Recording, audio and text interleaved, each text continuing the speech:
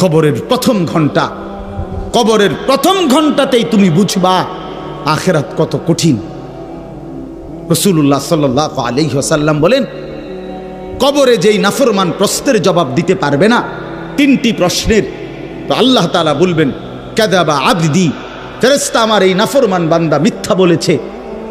ফাআফরিশুহু মিনান নার ওয়ালবাসুহু মিনান নার, আমার নাফরমান বান্দার কবরে জাহান্নামের বিছানা বিছায় দাও, পরে জাহান্নামের পোশাক দিয়ে আবৃত করে দাও।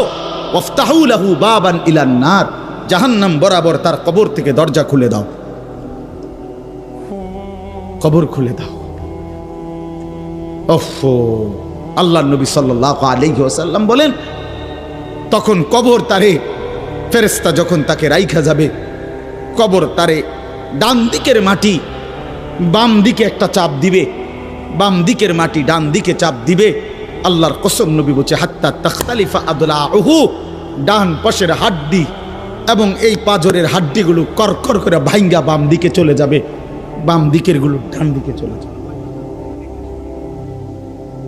ভাইয়া আমার, তুমি তোমার উপরে রহম করো। বাপ আমার, আপনাদেরকে বলি, হারামের টাকা উপার্জন কইরা, সুদের টাকা, কিস্তির টাকা, ঘুষের টাকা, ওজনে কম দেওয়া টাকা, হারাম ব্যবসার টাকা, বাটপারি সিটারির টাকা দিয়া বংশ, ফ্যামিলি, স্ত্রী, সন্তানের জন্য রাইখা যাইয়েন না। ওরা আমনেরে বরবাদ করবে, আপনি নিজেও বরবাদ হইলেন, ওরারও বরবাদ করলেন। শুধু শুধু শুধু শুধু আপনি মূল্য পৃথিবীতে কামাই রোজগারই থাকবে, আর পৃথিবীতে যেত রোজগার থাকবে আপনার ফুতেই কামাই করতে পারবো। আপনি হালালভাবে যে দূর পারেন করে দিয়েছে, বাকিটা আপনার ফুতে করবে। না পড়লে মরে যাবে, অসুবিধা কি? না খাইয়া যদি কেউ মরে যায়, তাহলে মৃত্যুবরণ করা তো বেজ্জুতি, ঠিক না? কথা বলেন না কেন? না না, বলেন বলেন। কেউ মরে যাওয়া এটা কি শরমের কথা নাকি? ভাই বলো, ছেলে বলো।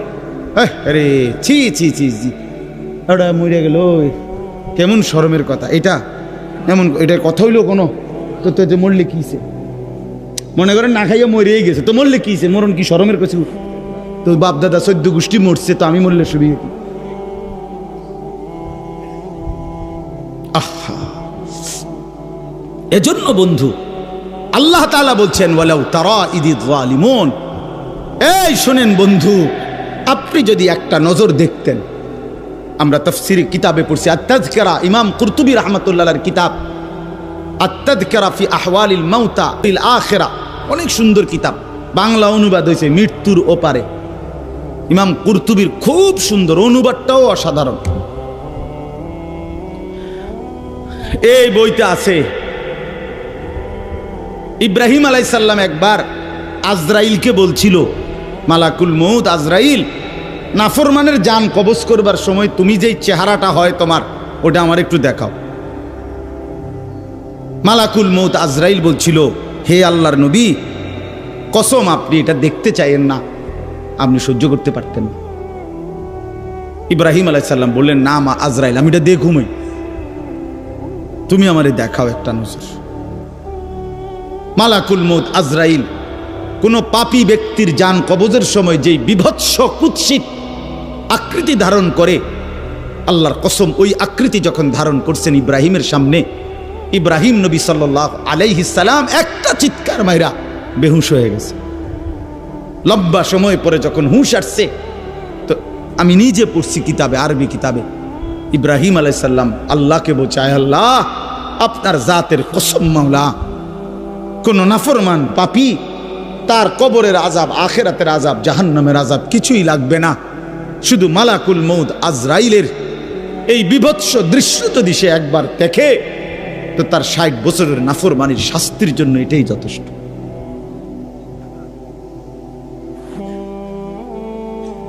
হ্যাঁ, আখরিজু আনফুসাকুম, এখানেও আল্লাহ তাআলা এই কথাটা বলছে, ফালাউলা কাল্লা ইদা বালাগাতিত তারাকিয়া।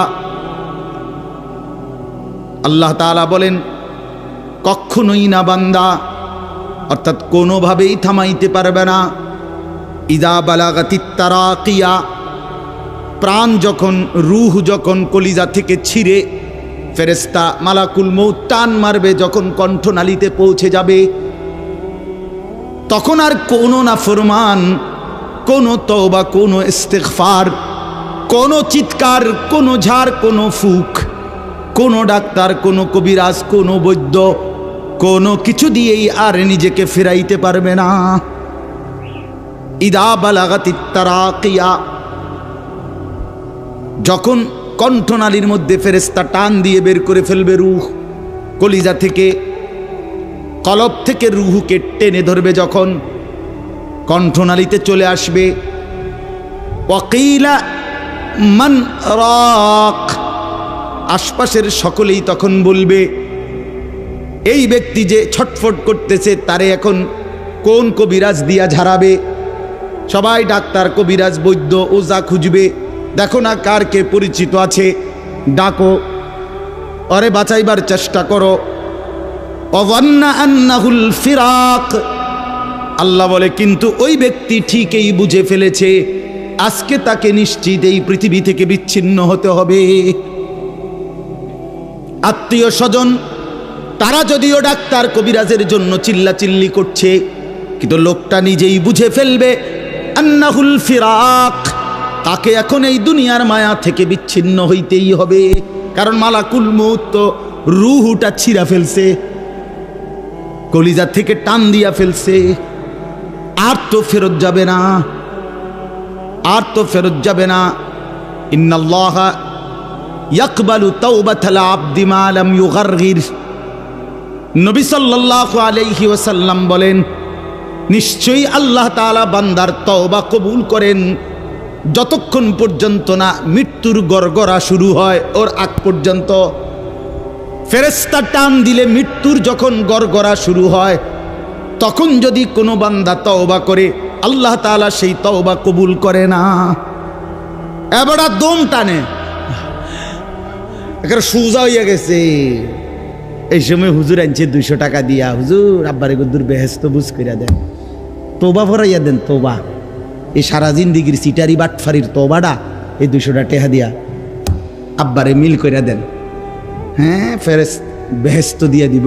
বেহেশত হুজুরের আব্বার সম্পত্তি। হ্যাঁ, কথা বলেন না কেন? বেহেশত হুজুরের বাপের সম্পত্তি। এটা তো এটা কি ধরনের তওবা, কিসের তওবা এটা? এই ব্যাটার তো কোনো এহসাসে নাই। আরে বোঝেন নাই আমার কথা? তার তো কোনো অনুভূতিই নাই, হে তো লড়েও না, বুঝেও না, হে তো জানে না কিসের করছে, কি করতেছে। আল্লাহ তাআলা বলছে ওয়াল্লাযীনা ইযা ফাআলু ফাহিশাতান আও যালামু আনফুসাহুম যাকারুল্লাহ ফাস্তাগফারু লিযুনুবিহিম। আল্লাহ বলছে আমার বান্দা যত বড় নাফরমানি করুক, করতে করতে যদি বড় থেকে বড় জুলুমও করে, কিন্তু তৎক্ষণাৎ যদি আমি আল্লাহকে স্মরণ করে আর আমার কাছে 2 হাত তুলে মাফ চায়, পিছনের গুনাহ যদি ছেড়ে দেয় আর করবে না যদি ওয়াদা দেয়, খোদার কসম কোরআনে আছে, আল্লাহ বলেন বান্দা আমি পুরাপুরি 100% মাগফিরাত দিয়ে দেব, পুরা মাফ। উলাইকা জাযাউহুম মাগফিরাতুম মির রাব্বিহিম। যখন তোমার বুঝ ছিল তখনই তুমি তওবা করছিলা, ঠিক আছে, কিন্তু যখন মৃত্যুর যন্ত্রণা শুরু হয়ে যায় তখন আর তওবা কবুল হয় না। ওয়ালাইসাতিত তাওবাতু লিল্লাযীনা ইয়ামালুনাস সাইয়্যাত হাত্তা ইযা জাআ আহাদাহুমুল মাউতু ক্বালা ইন্নী তুবতুল আন। এই যে কোরআন শরীফের আয়াত, আল্লাহ বলেন ওই ব্যক্তির তওবা নয়, পুরা জিন্দেগি নাফরমানি করেছিল, অতঃপর যখন মৃত্যুর সময় আসলো আজরাইল উপস্থিত হলো, এখন বলতেছে আমি আল্লাহ এখন তওবা করলাম। আল্লাহ বলে না বান্দা, এমন তওবা হবে না। তাইলে তওবা করবেন কখন? এখন। কখন বাবা? এখন। আজ দিমাগ আছে যখন, আকল আছে যখন, বুঝ আছে যখন। আল্লাহ আমাদেরকে বুঝার তৌফিক দান করেন। ওয়ালতাফাতিস সাকু বিসাক, আল্লাহ বলেন নাফরমান তখন ভয়ে আর আতঙ্কে মালাকুল মউতটাকে টেনে বের করছে। আজরাইল এসে সামনে দাঁড়ানোর সাথে সাথে নাফরমান এই পরিমাণ ভয় পেয়ে গেছে। ওয়ালতাফাতিস সাকু বিসাক, 2টা পায়ের গোসা, মানে পায়ের গোসা বোঝেন না, গোড়ালি নিচের অংশ আর কি, জুতা পরি আমরা যেটা, এই গোসা আল্লাহ বলেন এক গোসার সাথে আরেক গোসা, মানে দুই পাও এইভাবে মিল্লা গেছে, এটা যে একটু নড়াবে, একটু একটার উপর একটা উঠাবে অথবা কদ্দুর সরাবে, ভয়ে আতঙ্কে আল্লাহ বলেন নাফরমান, এটাও ভুলে যাও। পাওটা নাড়াবার ক্ষমতাও হবে না। ইলা রাব্বিকা ইয়াউমা ইদিনিল মাসাক। আল্লাহ তাআলা বলেন এই অবস্থাতেই আমি আল্লাহর কাছে ফিরতে হবে, ফিরতে হবে। মৃত্যুর ভীষণ বড় যন্ত্রণা হবে। অর্থাৎ এখানে ফেরেশতা প্রথম তো টান দিবে, ফুলের মতো ছিঁড়া ফেলবে। ফুল যেভাবে গাছ থেকে ছিঁড়ে ফেলে, কলিজা থেকে রুহ তো ছিঁড়ে ফেলবে, কণ্ঠনালীর কাছে আটকায়া যাবে। তখন সে বারবার চেষ্টা করবে নিজের রুহ ফেরত নিতে, কিন্তু ফেরত নিতে পারবে না। আল্লাহ তাআলা বলেন মৃত্যুর মারাত্মক সাকরাতুল মউত তখন শুরু হবে, ভীষণ যন্ত্রণায় শরীর পাওটাও নাড়াইতে পারবে না। এই অবস্থাতেই, এই জোরাজুরি টানাটানি অবস্থার মধ্যেই তাকে আল্লাহর কাছে ফিরতে হবে। এবার আল্লাহ শেষ কথা বলে, এবার শুনো বান্দা, এই নাফরমানের মৃত্যু যন্ত্রণা এতটা ভয়ানক কেন হলো এই লোকটার? আল্লাহ তাআলা বলেন ফালা, ওই ভাই ছেলেরা শোনো, ভাই আবার শোনো, যা এই ধমকাইছি, খোদার কসম দুশ্মনী নিয়ে ধমকাই নাই, তোমার সাথে কোনো বিদ্বেষ নিয়ে ধমকাই নাই, কলিজা ভরা এটুকু ফিকির নিয়েই বলি যে এক ছেলে বদলে যাক, একটা নওজোয়ান বদলে যাক, সারা দিনের চিৎকার চেঁচামেচির দ্বারা, এই দিবানিশির এই বলার দ্বারা যদি একটি বাচ্চাও, একটা ছেলেও, একটা কিশোর, একটা যুবক, একটা তরুণ, একটি মুসলমানের মা মেয়ে যদি বদলায়, হতে পারে ওই একজনের উসিলায় আল্লাহ আমাদেরকে মাফ করে দেবে। এই আশায় ভাইয়া, এই আশায় যুবক ভাইয়া, তোমরা ইসলামের দিকে ফেরা দরকার, তোমরা আল্লাহর দিকে ফেরা দরকার।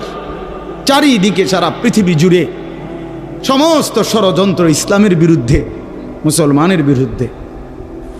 তোমরা দেখছো ভাইয়া, গাজার মধ্যে মুসলমানের রক্তে ভাসতেছে, ফিলিস্তিনে মুসলমানের রক্তে ভাসছে, আজ আবার লেবাননে মুসলমানের রক্তে জমিন ভেসে গেছে। এত রক্ত প্রতিদিন মুসলমানের ঝরছে, এরপরও কেমনে নামাজ না পইরা থাকো, এরপরও কেমনে দুশ্মনের মতো চলাফেরা করো, কার মতো চুল সাজাইলা, কার মতো জামা পরলা, কার মতো নিজেকে পরিচয় দিলা, যেই বেঈমানদের সাথে তোমার চুল, জামা, শরীর, প্যান্ট, কথাবার্তা মিলাইছো, খোদার কসম ওরা তো প্রতিদিন মুসলমানের রক্তে জমিন ভাসায় দিচ্ছে, প্রতিদিন ভাসায় দিচ্ছে। এটা তো ভাবা উচিত, ভাবা উচিত। সারা দেশে, আমার এই ছোট্ট বাংলাদেশেও কি পরিমাণ ইসলাম এবং মুসলমানদের বিরুদ্ধে ষড়যন্ত্র। আমি গত আগস্ট মাসে উত্তরবঙ্গ ছিলাম, 40 দিন দাওয়াত তাবলিগের সফরে, আল্লাহর রাস্তায় মেহনতে 40 দিন এক চিল্লা সফরে ছিলাম। জুলাই মাসের 31 তারিখ থেকে সেপ্টেম্বরের 9 তারিখ পর্যন্ত। তো ওইখানে দেখছি আমি 10টা উপজেলায় অসংখ্য খ্রিস্টানদের গির্জা, যেখানে প্রতিদিন, কসম আল্লাহর, প্রতিদিন খ্রিস্টানরা, এই ইউরোপ থেকে আসা খ্রিস্ট ধর্মের অনুসারীরা, তারা আমাদের এই বাংলাদেশে, উত্তরবঙ্গে প্রতিদিন আমাদের সমাজে, মুসলমানের সমাজে খ্রিস্ট ধর্ম প্রচার করে 1-2 করে মুসলমানকে খ্রিস্টান বানাচ্ছে। আমি নিজ চোখে দেখছি, কমপক্ষে 50টা গির্জা দেখছি একটি জেলার মধ্যে। 40 দিন 26 জন সাথী দাওয়াত তাবলীগের নিসবতে রাত দিন আলহামদুলিল্লাহ আল্লাহ করাইছে, মেহনত করছে। 16 জন আলেম ছিল আমাদের জামাতে। 40 দিন পরে আলহামদুলিল্লাহ কাকরাইলে যখন আমরা, এই দিনাজপুর এক জেলা থেকে জামাত বের হইছে, আল্লাহই করাইছেন, আল্লাহর দয়ায় পরবর্তীতে আমাদের এই জামাত আমরা নিয়ে আসছি। 40 দিনের জন্য আবার বের হইছে শুধু দিনাজপুরের, আমরা যেটুকু অঞ্চলে মেহনত করছি ওই থেকে 950 মানুষ, 63টা জামাত। আলহামদুলিল্লাহ আল্লাহ করাইছে, আল্লাহ করাইছে। তো এজন্য বললাম প্রতিনিয়ত আমাদের পার্বত্য চট্টগ্রামের হালাত খবর নেন কি হচ্ছে। একদিন ঘুম থেকে শুনবেন উঠে পার্বত্য চট্টগ্রাম আর আমাদের কাছে নাই।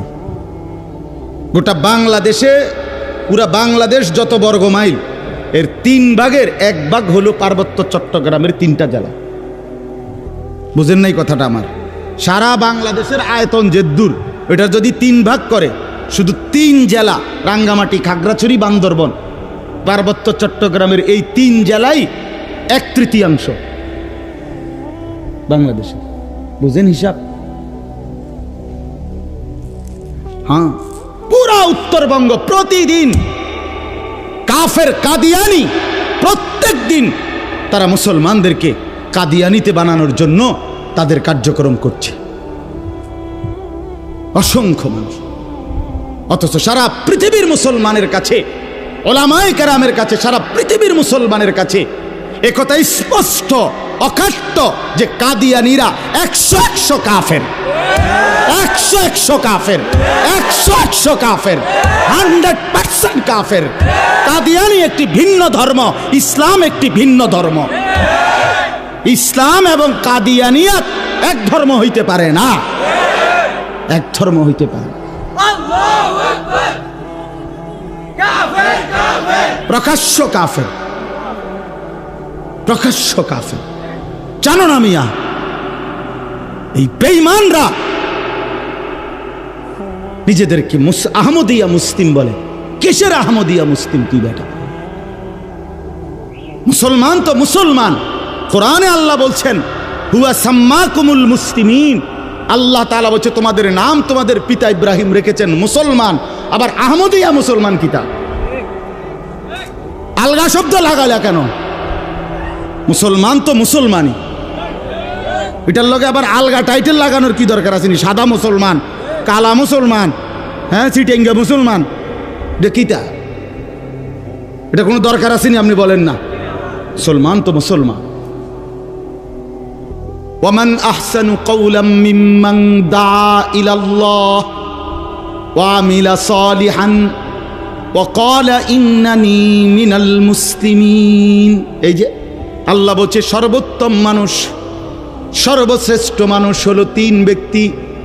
1 নম্বরে যে মানুষকে আল্লাহর দিকে ডাকে, 2 নম্বরে যে যাবতীয় নেক আমল করে, 3 নম্বরে সর্বদাই যে নিজেকে মুসলমান পরিচয় দেয়। কি পরিচয় দেয়? আমি মুসলমান, নাকি আমি ঢাকাইয়া মুসলমান, আমি মুসলমান, খাস খালাস। আল্লাহ আমাদেরকে মাফ করে দেন। আমার ভাই, আমার ছেলেরা, আমার নওজোয়ানরা ফেরা দরকার। ইসলামের জন্য জান বাজি না রাখলে, আল্লাহর দ্বীনের জন্য আমরা ফিকির না করলে, নিজের ঈমান, নিজের ইসলাম, নিজের আমল, নিজের আখলাক সুন্দর না করলে ভাইয়া পারতা না। স্লোগান দেওয়া আর জীবন দেওয়া এক কথা না। স্লোগান দেওয়া সহজ ভাইয়া, তো দুশ্মনের মোকাবেলায় দাঁড়ানো কঠিন, কঠিন। এই জন্য ভাই, নিজের কলিজার ভিতরে যদি ঈমান না থাকে, আখিরাতের ফিকির না থাকে, কপালে যদি সেজদা না থাকে, তুমি কাফেরের মোকাবেলায় দাঁড়াইতে পারত না, মাহাদির পক্ষে থাকতে পারত না, দাজ্জালের বিরুদ্ধে লড়তে পারত না। আল্লাহ আমাদের প্রত্যেকটা যুবককে মাহাদির সৈনিক বানিয়ে দেন। শেষ কথা হলো এটাই বলতেছিলাম, কেন মৃত্যু যন্ত্রণা হবে, জান কবজের কষ্ট হবে কার? আল্লাহ বলেন কেন? এই ফালা সাদ্দাকা ওয়ালা সাল্লা। আল্লাহ বলেন কারণ হলো সে আমি আল্লাহর কথায় বিশ্বাস করে নাই, আমি আল্লাহর উপরে বিশ্বাস করে নাই, এবং ওয়ালা সাল্লা 5 ওয়াক্ত নামাজ আদায় করে নাই।